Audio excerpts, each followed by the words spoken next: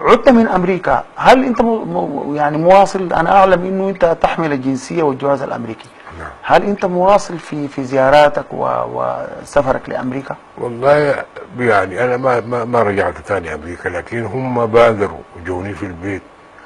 يعني جاتني الملحق.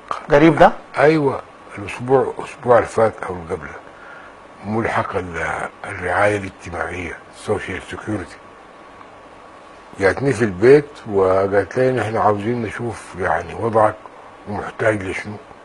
فشافت حالتي ووضعي في البيت، وانه انا مشلول لي 3 سنوات، 3 سنوات راقد في السرير.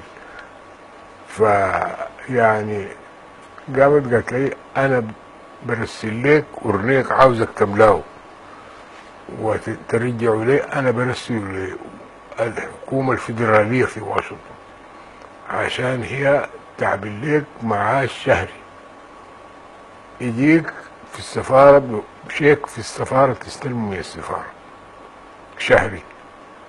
والله انا شكرت لها يعني الجهد اللي قامت به ده.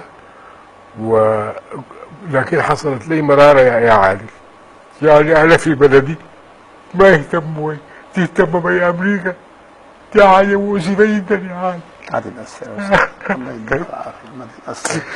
نحن يعني أنا ما سوداني وسوداني أصيل. صحيح صحيح. يعني أنا أحب أعشق هذا الوطن، والله يعني بعشق هذا الوطن لأبعد الحدود، وعاوز أديه أي شيء. حياتي ما مهمة بديها لي. كتر خيرك.